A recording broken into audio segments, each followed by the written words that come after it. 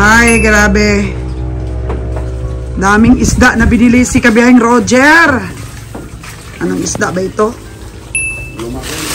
Blue Marlins na maliliit. Hindi to aloy, oy. Hindi aloy to. 10 kilo. Tangigi nga gagmay. Ano? Sus, grabe.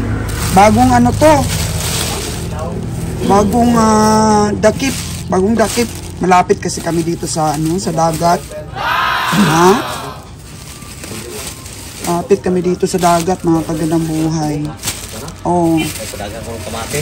Oh. Ayan. Oh.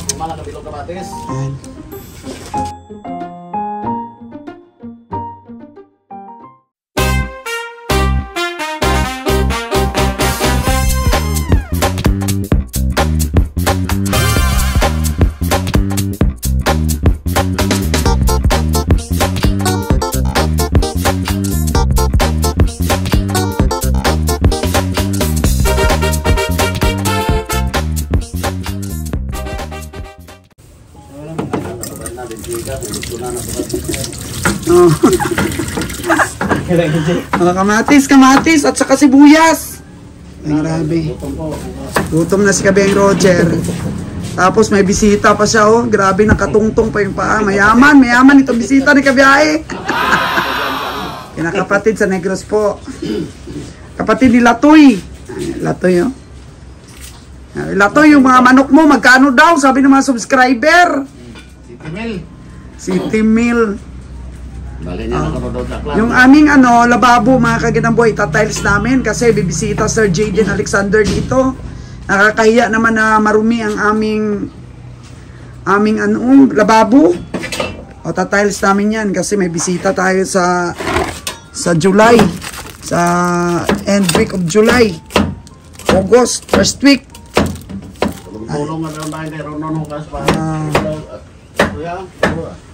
Pero di ka maganinaw, basta may vlog ka. Ano, sino? Latoy? Nung tulong siya kay Ronron? Sinong dumali sa tagiliran mo, ha? Sinong dumali niyan? Bakit may ano yan, pasa? Ha? Ayan. Nambok siya. Tingnan nga na ko din siya kay Girong Tuba. Mag-aibla ng tuba. Sige, inom niya yung tuba. Wait, lagsam lang. Makasanggo to yung pare dito. Sanggot yung pare. Dito na lang siya kain sa bahay, eh. Mga punta nga siyang aklan, sama sa akin. Ano gagawin niya doon? Doon siya mag-alaga ng mga pangsabong niya? Noon niya daw ibinta. Mahal. Ay, pwede palang magdala ka ng itlog. May incubator doon si Ron, eh. Pero ayaw ni Ron ng mga pangsabong, ayaw ni Ron. Ay, sa kanya naman eh. Tutulong naman siya kay Ron. Oo. So yan, pinagawa natin ng siklat-siklat sa panday natin po na kasing taas din ni Kabiyahing Roger. Yan. Pareho sila ng taas ni Kabiyahing Roger. Pinagawa natin siklat-siklat dito dahil puro na kami dito itin ng manok. Ang daming alaga ni Nonoy, Edwin. Mapasok po dito, siga, no? Oh no! Yan. Kaya, magiting natin na panday. Ang galing, ang galing. Hindi na makapasok niya ng ano dong? Ang manok? Hindi na. Dili na gyud makapasok. Sarado na. Sarado na. Haha. Open air lang niya, open air. Open air, pero unsa man ni dong na ay awang diri, oh. Wala pa. Butangan na, butangan. Pan ko pa yan. Okay. Wala na, dili na makasulod lagi. Ang manok ni Nuno Edwin, oh, tingnan mo yung ano, yung ebidensya na napupuno kami dito ng iti. Yan, maiti. Wala na ngayon. Wala na. Anang katunayan, ha. Pinapasok kami dito.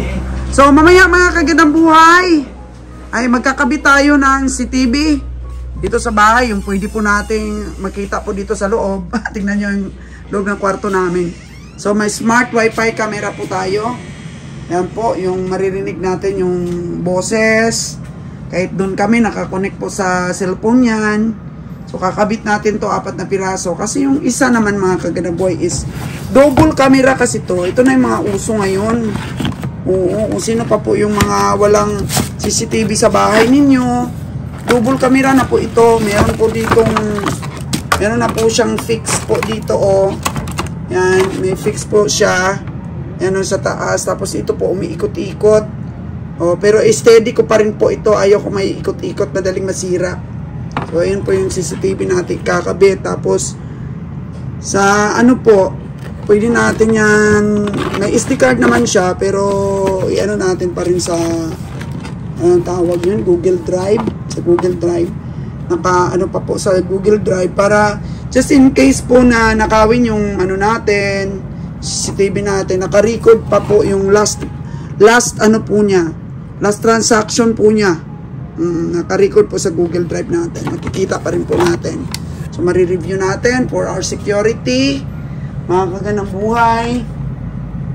Kaya tuloy-tuloy lang po ang laban natin ito sa negosyo na to. Mamaya magkakarga po kami, may update po ako sa inyo, may good news po ako sa inyo mamaya. Pagkatapos habang nagkakarga, sasabihin ko po yung mga presyo ng mga baka natin. At meron po akong good news. Touchdown na Basaklan, mga kagandang buhay. Time check is 9:09 in the evening. Yan, bukas po nandito na ang ating isang truck na baka magpapahinga po sa Katiklan. Malapit po sa Katiklan Airport. Stop over po muna kami sa Andox. Yan. Kukuruk-kukuk. Bili muna kami ng ulam kasi baka walang ulam sa bahay. Buti na lang may Andox. 24 hours open. Yan. Para sigurado pong may ulam.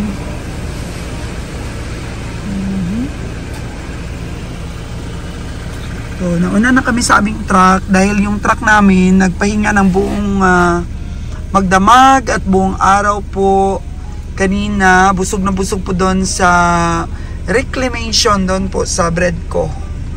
Kasi maraming napier doon. Kaya diskarte-diskarte lang para po mabusog ang ating mga hayop.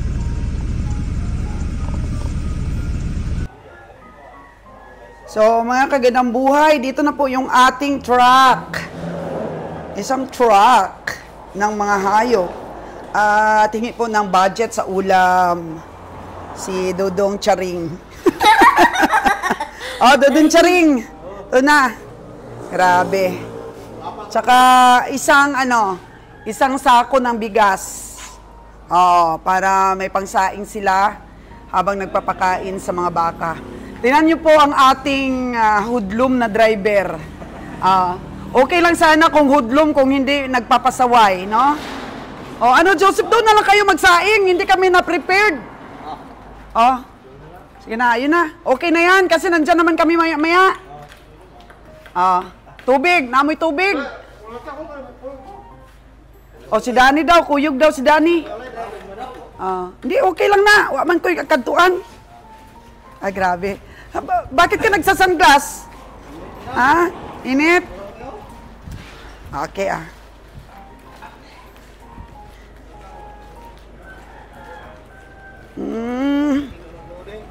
Meron po tayong isang truck na nagbaba po ng bigas natin. So, papunta po yan ng Boracay. Pero, masyado pong maalon ngayon. Bigas nila, oh. Masyado maalon ngayon. Kaya, doon, bawasan pa yata natin, doon. Maalon daw papunta ng Boracay. Bawasan pa natin ulit. Oo. Ay, bawasan pa natin, Manager Bio.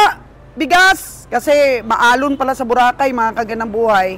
Di natin mapatawid na marami. Di tayo makapatawid. So, yun ang driver natin sa bigas. So, ayan po mga kagandang buhay ating mga baka dahil busog po sila kahapon hanggang gabi sa doon po sa Breadco Bacolod. Medyo malakas po talaga ang hangin ngayon. Grabe. Oh no. Ayan, malakas talaga ang hangin. Aba, ingat kayo. Ito ang ating truck.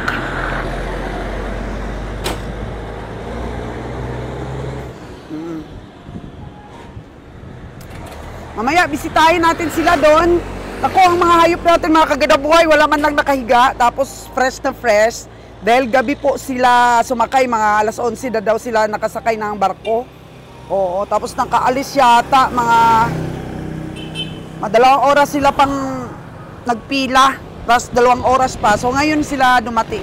Tapos, papahinga-hinga pa yan sila sa daan. So, i-open ulit ng ano natin, truck. Yung truck nila kasi nga nag-ano sa atin, nag-update si Manager Darren sa Boracay na malakas talaga daw ang alon. Oo, kaya magbawas ulit tayo para wag ma-delay ang ating tracking. Oo, ikaw ang driver, Dom? Ayan ta, driver natin. Kasi malakas daw dun sa Boracay talaga. Kaya bawasan natin para hindi kayo ma-stranded. Para makaalis ka agad kayo, mababa yung natira. Oo. Oo, babalik kayo. So, kaya nga, bawasan muna natin. Nandun na po kami sa... Kaya para madali kayo. So, bawasan ulit natin kasi nagtimbre yung Manager Boracay na malakas talaga ang alon. Kunti lang dahil patawid sa Boracay. Pero yung Katiklan, magbaba din tayo ng Katiklan. Sa store namin doon. Kaya bawasan natin for allocation sa Boracay. Baba natin yung iba.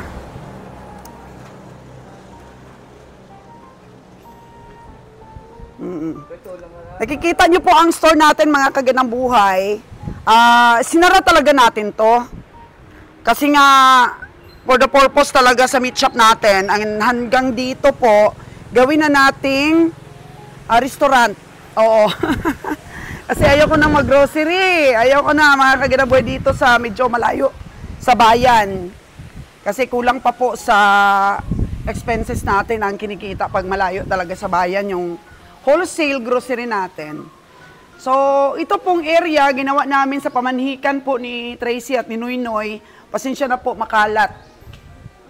So, ito naman po ang, di ba, ang ating magiging meat shop na natigil lang dahil hinihintay natin yung budget. So ngayon, umuwi na si Kabiyang Roger, ito na ngayon ang tututukan niya. Papakabitan po ito ng makapal na salamin, mga kaganang buhay. And then, mga lamisa po na stainless. So dito banda, magiging aircon po ito dito banda, mga kaganang buhay. Aircon room po ito. Ito, aircon. Para po sa, ano natin, sa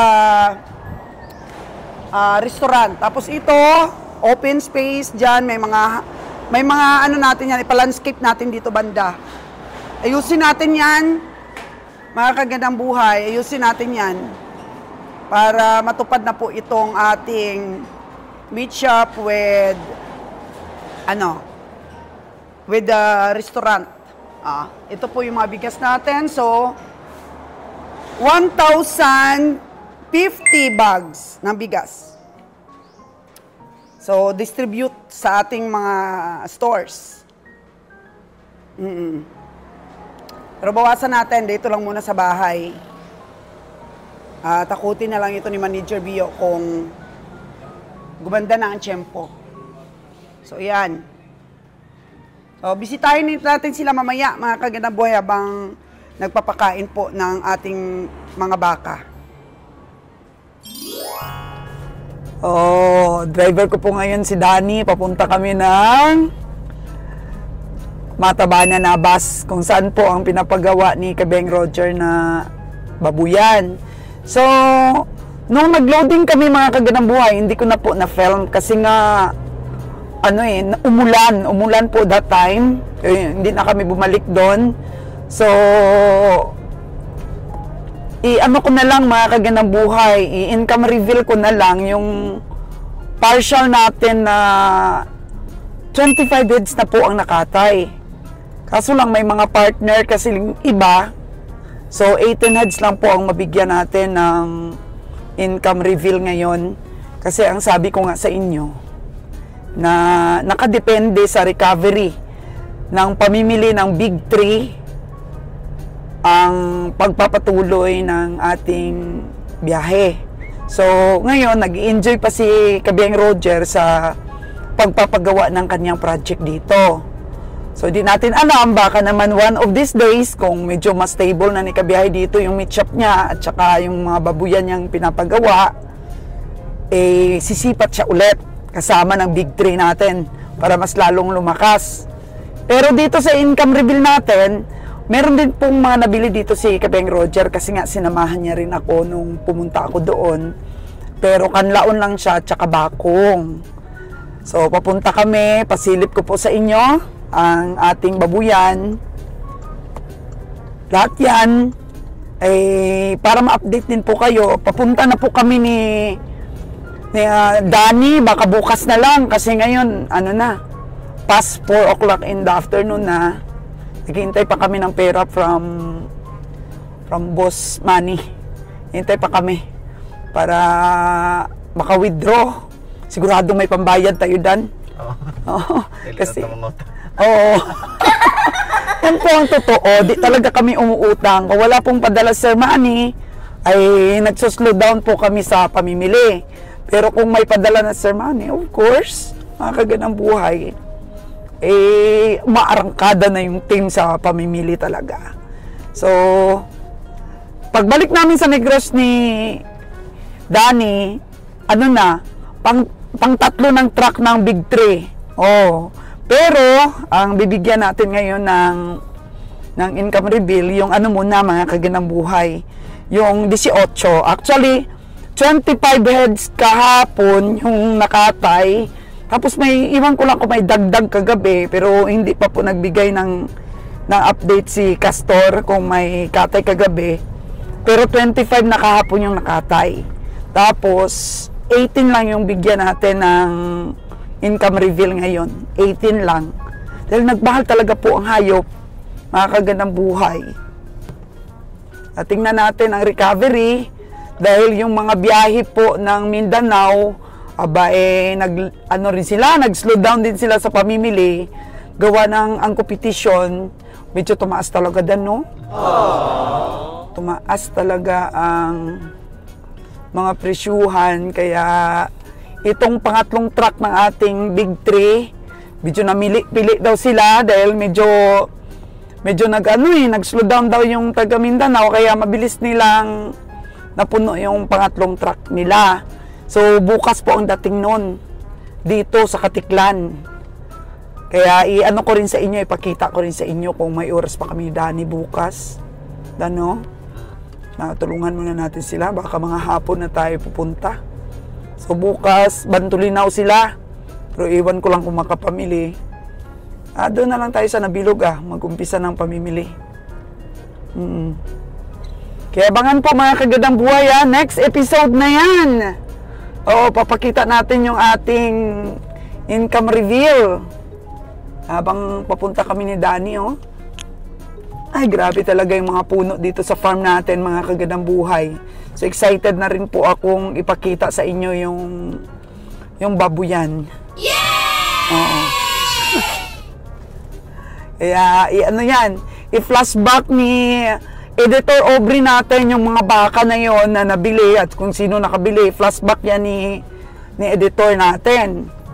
At saka bigyan niya po ng carcass weight. Oo, at saka makikita din po niyo doon kung magkano na po ang kuha sa Manila ni Sir Manny ng carcass weight. Oo, at yung carcass weight na dinagdagan ang presyo ni Sir Manny, hindi pa rin umubra. Dahil nga po, mataas talaga ang hayop. Humihirit pa tayo ng 3 pisong taas. Para naman kahit papano, medyo makahabol-habol po tayo sa presyo ng Mindanao. Kasi ang Mindanao, 340 na po yung patupa nila 340 na po ang patupa nila talaga sa karne sa taga Mindanao. Kaya, sana makahabol-habol din yung kuha ni Sir Manny doon sa Batangas. Oo. Kaya, alamin niyo po, mga kaganang buhay, kung magkano ang sumada. Ito lang po sa Solves Ka ng Buhay.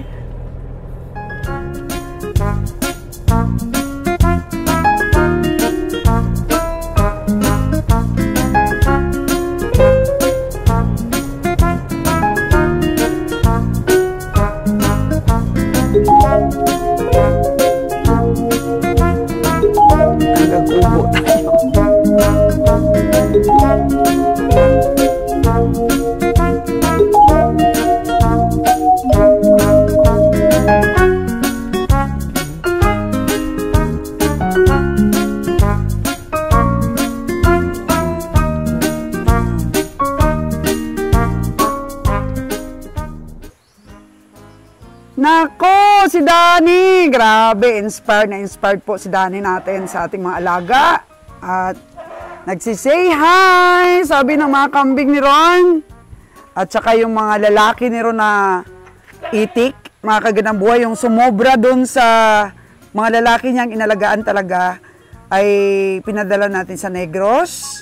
Inalagaan ng ating mga tao at ito natira sa kanya. Pangkatay lang daw, mga kagandang buhay. Pag lumaki-laki. Pero hindi po feeds ang pinapakain dito. Komersyal lang talaga para kahit papano lumaki sila. Ipa lang ng mais para meron pong pangkatay-katay. Tsaka marami pong manok dito si Ron, ang mga alaga. Ito yung kambing natin na si Madam po ang pinangalan ko dun sa Negros. Dahil nga namatay yung mga kambing ni Ron, ay minigay ko na lang po sa kanya si Madam para po wag magbigti itong si Maui niya kasi nga walang kasama si Maui. So buntis na rin po siya ngayon. Si Madam, mga kagandang buhay na nanganganak po ng triplets. Triplets line po siya. Kamusta naman po ang kanyang mga itik ni Ron? Ay grabe. Dahil sa busy natin, hindi na natin nabibisita ito. Mukhang okay naman ang mga itik ni Ron. So, nagre-request na po si Ron sa atin ng para po sa bibe, para sa chicks grower, chicks grower po. Chicks grower. Nagre-request na sa SIDC ng chick grower si Ron dahil ilang buwan din niya itong pinakain ng ano lang, ng ipa lang na mais, mga kagandang buhay. Ipa lang na mais. So, mukhang okay yung swimming pool dito, oh. Mga kagandang buhay, oh. Kunti na lang tubig dahil papalitan natin. At atin pong bibisitahin ang babuyan ni Ron, ni Kabi Roger. Ay, sabi. O, ganito po ang itsura ng ating kulungan ng bibi. Pagka mag-farming ka talaga, mga kagandang buhay, laki talaga ng gastos. Oo. Pagpagawa pa lang ng building na to. Ito naman po yung mga brown niya. Pure line. At hindi na po kami nakabalik sa Luzon, mga kagandang buhay, para kumuha ng mga pure line na sana ay dagdagan natin ito. Hindi na po kami nakabalik.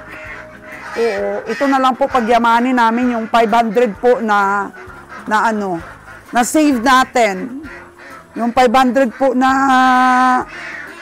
out of 3,000 po na itlog, ay ito. 500 yata ito. Mga kagandang buhay, yung brown at saka yung black. So pagyamanin natin ito dahil sabi, uy, merong injured Oh, no. Merong injured na isa. So, nagre-request na ang ating agriculturist ng i-pure na niya ito po na ngayon. Feeds kasi nakuha niyang technique. Dati kasi po, mga kagandang buhay, mula seho na nag-alaga dati si Ron is talaga, pinakain niya talaga ng pure na feeds. Kaya masyado po siyang nagastos. Oo. Kaya may nagsabi sa kanya na habang pinapalaki, kahit ipalang muna ng mais, saka na lang i-feeds kung malapit na po na itlog. Kaya yun nga, nagre-request na sa akin si Ron na na niya ito. I-pure na niya ito na feeds kasi by September daw, mangingitlog na ito. So, i-feeds niya ngayong buong August. Oo.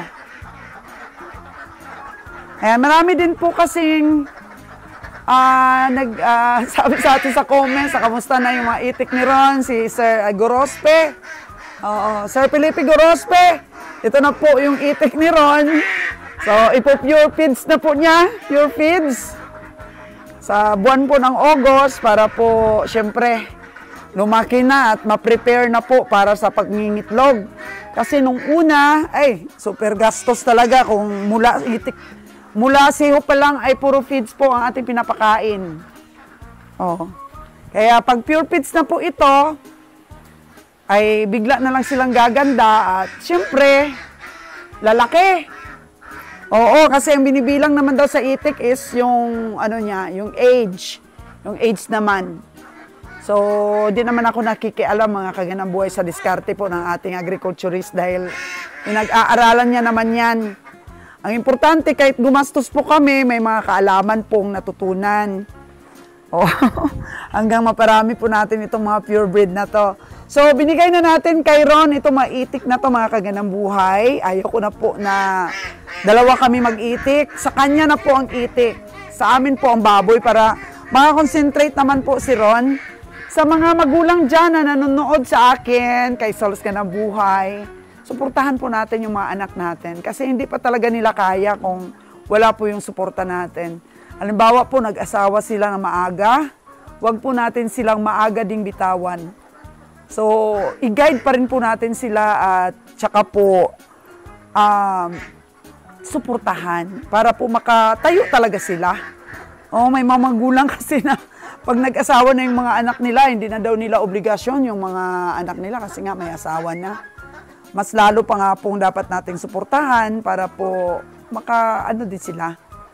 Maka-put up din sila ng sarili nilang ikabubuhay, di ba? Para huwag maghirap yung mga anak natin. Kasi dapat tapusin na natin yung era na sobrang hirap ng naranasan natin. Huwag na nating iparanas sa ating mga anak. So, ayan lang po mga kaganang buhay at babalik na po ako ng Negros niya. Oo. Pero at the meantime, natin, sa next episode po itong ating vlogs ay pakita natin yung babuyan ni Kabeng Roger at mag-income reveal po tayo sa mga makakatay sa first po na itong biyahe na to. Itong first na biyahe ng The Big 3 plus 1 po na atin pong si Patador. So, tabayanan po mga kaganang buhay. Nood for more. Thank you so much. This is Souls G, your business mentor. Thank you.